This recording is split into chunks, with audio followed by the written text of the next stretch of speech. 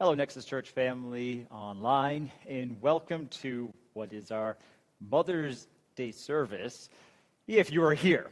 So maybe you're probably going to be listening to this at another time, or maybe years from now, as this kind of floats around the Facebook world, or whatever world is around at that time. Today we're just simply talking about what it means to be a mother. Now, for those of you who are probably like, okay, this isn't for me. I'm a man. None of this applies to me. Honestly, yes, we're going to be reading about a little more mom-focused, but I want to encourage you. If you are a parent or will be a parent, this message can be extremely practical for you today as well. So, get that out of the way, and let's dig in and investigate a little bit. What does it mean to be a mom? What is it? What comes to mind? I came across a definition that I think at least rings true for what I think of when I think of what it means to be a mom. It's someone who sees the best in her kids, even when they drive her crazy. Or, number two, unconditional love. Unconditional love. Whether you're a mom or dad or a grandparent, that really does sum up how you view your children or grandchildren. But unfortunately, for moms and dads in particular, I see all sorts of crazy things floating around the internet or entertainment today.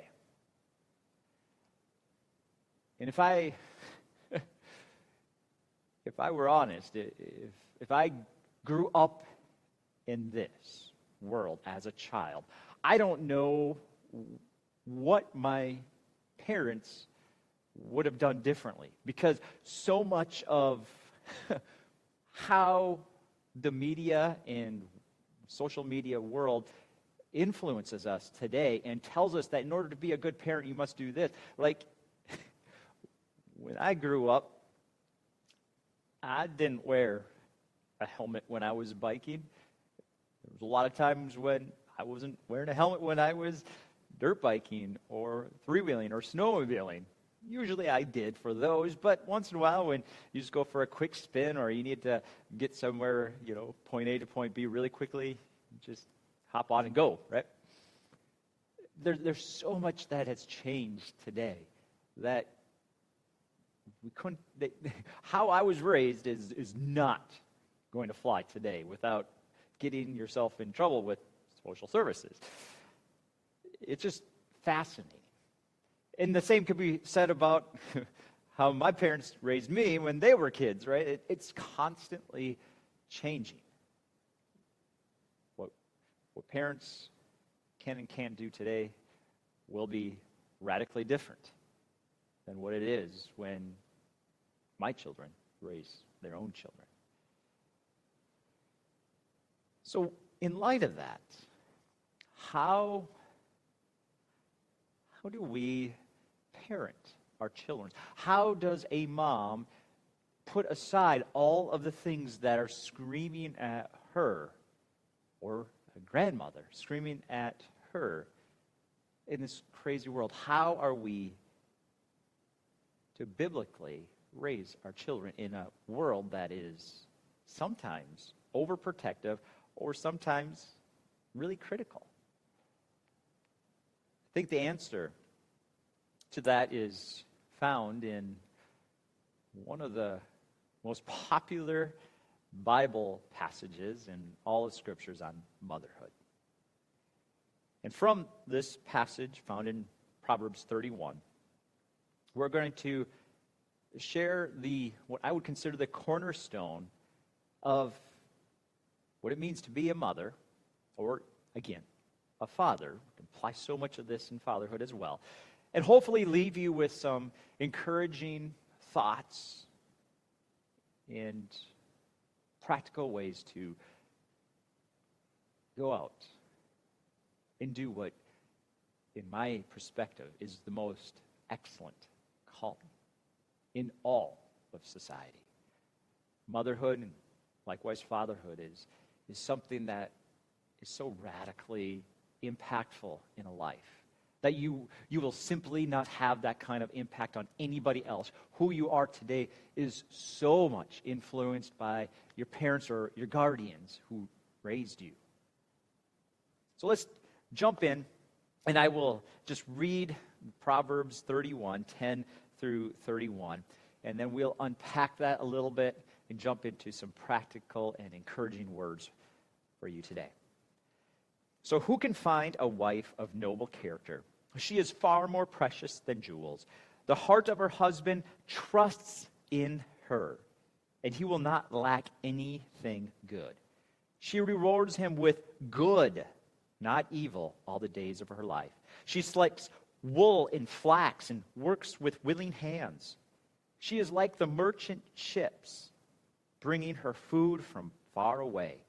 She rises while it is still night and provides food for her household and portions for her female servants.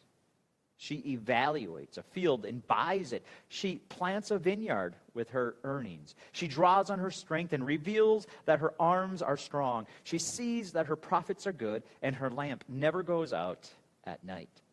She extends her hands to the spinning staff, and her hands hold the spindle. Her hands reach out to the poor. She extends her hands to the needy. She is not afraid for her household when it snows, for all in her household are doubly clothed. She makes her own bed coverings. Her clothing is fine linen and purple. Her husband is known at the city gates, where he sits among the elders of the land. She makes and sells linen garments. She delivers belts to the merchants. Strength and honor are her clothing, and she can laugh at the time to come. Her mouth speaks wisdom, and loving instruction is on her tongue. She watches over the activities of her household and is never idle. Her children rise up and call her blessed. Her husband also praises her. Many women have done noble deeds, but you surpass them all. Charm is deceptive, and beauty is fleeting, but a woman who fears the Lord or loves the Lord will be praised. Give her the reward of her labor, and let her works praise her at the city gates. Oh, there's a lot there, isn't it? What is a woman of excellence? She has the characteristics of being trustworthy, of having good intentions, who has willing hands, a strong and successful business or entrepreneurship of being able to provide for her families. She helps the less fortunate, and she's wise. And on and on. There's so much that you could take out of there. Maybe the favorite thing that I love out of it is that her children rise up and call her blessed, and her husband also praises her. Why do I find so much encouragement from that? It's because the closer that a person is to you, the more they see your flaws and the more they have to point at and to say, yeah, you have some flaws there. But this woman gets called blessed and is praised by her family. And so maybe you're like, well, this was supposed to be an encouraging Mother's Day message for me. And I'm feeling really kind of beat up because my kids and husband don't always say that about me. I fail at times. I'm not as trustworthy as I should be. I'm not always generous to the poor or the needy.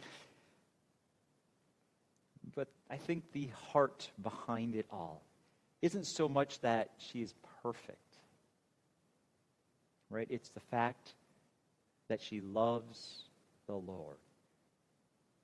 Right? He ends it all in his wisdom. The writer of this chapter of Proverbs states that it is her love for God. That's the foundation to it all. Because out of that love for God flows the ability to love others.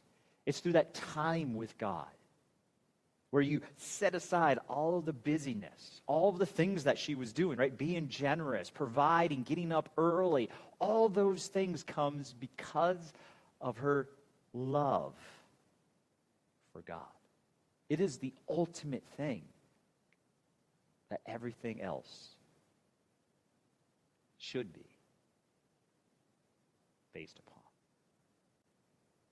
So how does a mother love? I'm going to give you three things to kind of chew on. The first thing a mother does is to comfort her children. That is the one thing that I will always remember of my mom, is her comfort for me. No matter how evil I was, how terrible I was to my brother, or anything that I did, I was not a good kid, and I would rightfully get punished for it. And sometimes I needed a lot of hard correction. But after it all, my mom always came and gave me a hug. He told me that she didn't want to do it, that she loved me and cared about me. But this was for my good, and then she would come and then give me that hug and tell me how much she loved me. She created this safety that even if she was mad at me, even if I deserved everything I got, she still loved me. That is such a beautiful characteristic of whether it's a mother or a father, of rightfully disciplining their children, but creating that safety within their relationship where they can know that they are still loved. That is, to me, the most foundational aspect of a mother or a father. Right underneath that love for God comes that love for others that creates safety. God, in his beautiful grace and mercy, stepped down from heaven, and he made his life with us, and he made us feel safe with him so that we could give our lives to him and be with him for eternity. That's what a father or mother is to their children. Creating that safety, coming to them, helping them to know that they are loved and they matter. And they would be willing to die for them. That's what comfort is. Isaiah 66:13 states, as one whom his mother comforts, to the one who has a mother that comforts, so I will comfort you. God so longed to comfort Israel in their disciplined state of slavery, really. I mean, they were sent off into the enemy territory and became slaves of the Babylonians, and they felt so alone and disciplined and hated by God. But God is reaching out to them through Isaiah and saying, I so long to comfort you. I so long to wrap my arms around you, but you must be disciplined now so that you would come back to me, that my children, the Israelites, would come back to me. And then, of course, the beautiful passage in Psalm 23:4, where David is crying out, even though I walk through the valley of the shadow of death, right? He was surrounded by his enemies. I will fear no evil, for you are with me. Your rod, your staff, your correction, your guidance to help me to be right with you, it's comforting to me. A mother or father who disciplines, who corrects, lovingly corrects and comforts. You create so much stability and trust. It's a beautiful thing. So a mother comforts and a mother prays. I love how Violet James said, a praying mother is more precious and valuable than all the riches in the world. Praying mother is more important than all the riches in the world. James 5:16 similarly states that the prayer of a righteous person has great power as it's working. You, through your dedicated life and love for God. Remember, it all comes from that foundation. That love for God overflows with righteousness in your life. And when you pray, your prayers are effective and they matter. And you may feel like you're failing. You may feel like everything I do, there's pushback and it's not welcomed and there's just angst and I'm trying so hard to be comforting and loving, but it just seems like they keep rebelling. Keep praying.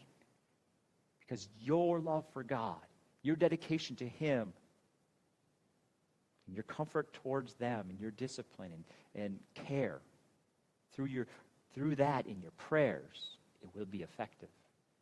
It will impact their lives. So, a loving mother comforts. A loving mother prays. And ultimately, a loving mother models.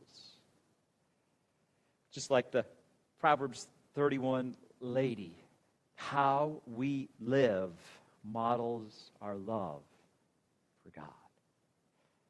Jesus calls us in Matthew 22, 37 through 40 to love God and to love others. In order for us to have strength to love others, we must have God's love living in us. Right? It's our time with God that impacts how we love others. So spend time with Him. Model to your children prayer. Model to your children reading your word. Model to your children time spent in silence. Model to your children generosity. Model. It all begins with a love for God. 2 Corinthians 3:5 perfectly states that we are not sufficient in ourselves to claim anything as coming from us. Our sufficiency is from God. We get our abilities to model, just like the Proverbs 31 woman.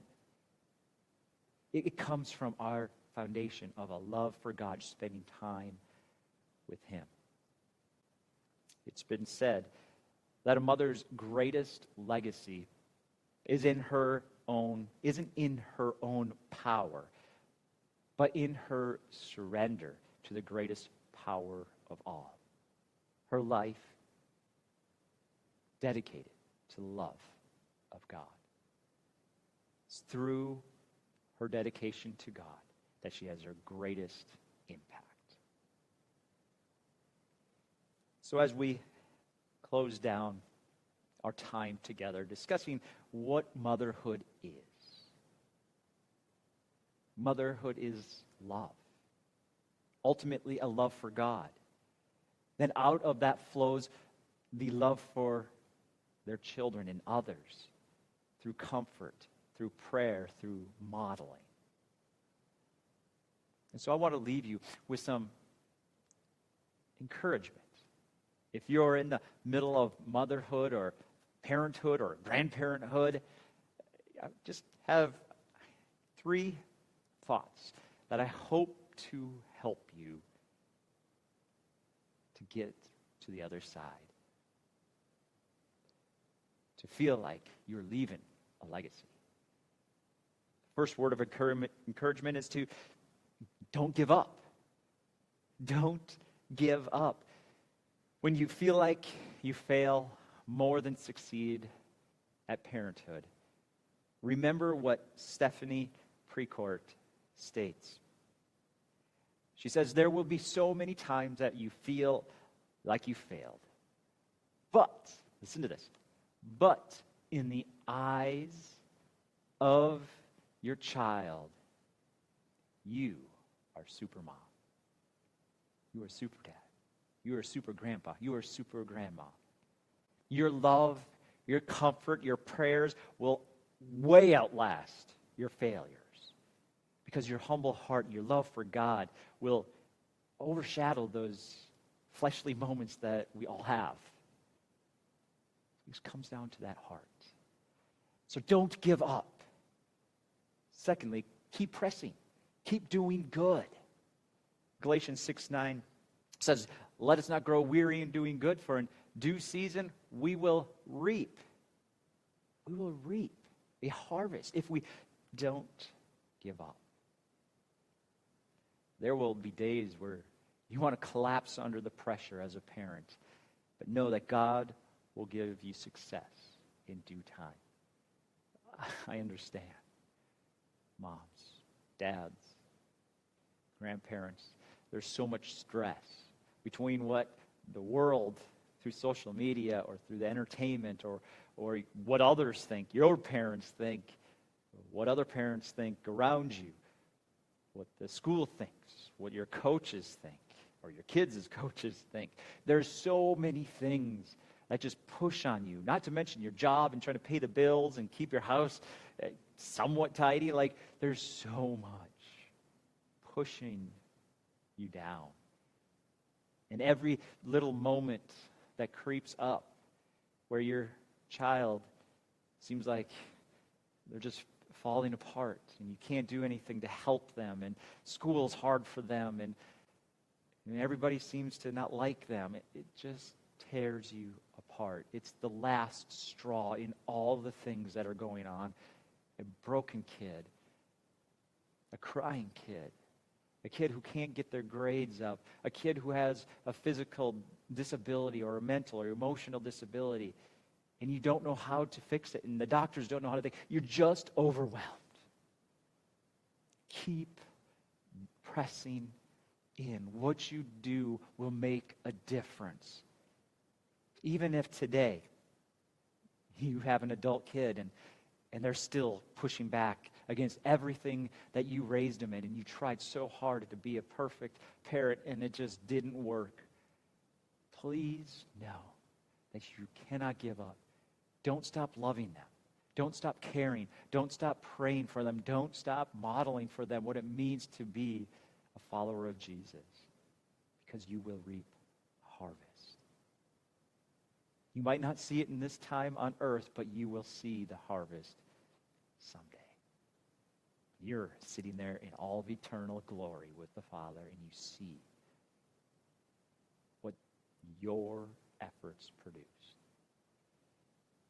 A familiar passage in Proverbs 22:6 states, "Train up a child in the way he should go, and even when he is old, he will not depart from it."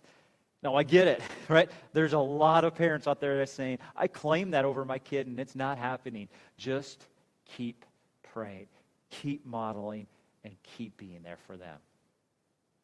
Just keep modeling. This is a difference between a promise and a principle. Proverbs are principles. It doesn't mean that it'll always work out, but you keep trusting that what you've done will make a difference. Keep praying. Keep praying this over your kids until the day that you can't pray anymore. Keep praying. And then lastly, right, don't give up. Keep pressing, and remember what matters: salvation. Remember that 1 Timothy 2, 3, and 4 gives us this promise that God desires all people to be saved and to come to the knowledge of the truth. Just know that God cares.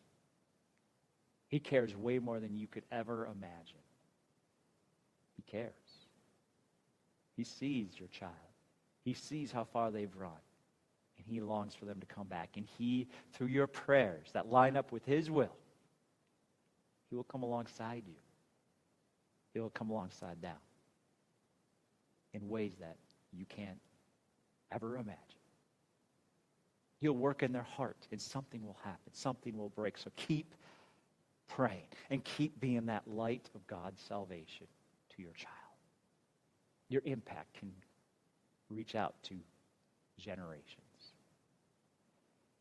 So wherever you find yourself today, I want to leave you with one last encouraging thought. Parenthood is not for the faint of heart. Right? You're going to have your heart just wrenched at. Your patience is going to be tried. But remember that this isn't a job. You have a calling. This is a calling. And what you do in the lives of your children will impact generations to come. Father, I pray for every mother listening and every parent listening, father, grandparent. I just ask, God, that you will remind them of what matters.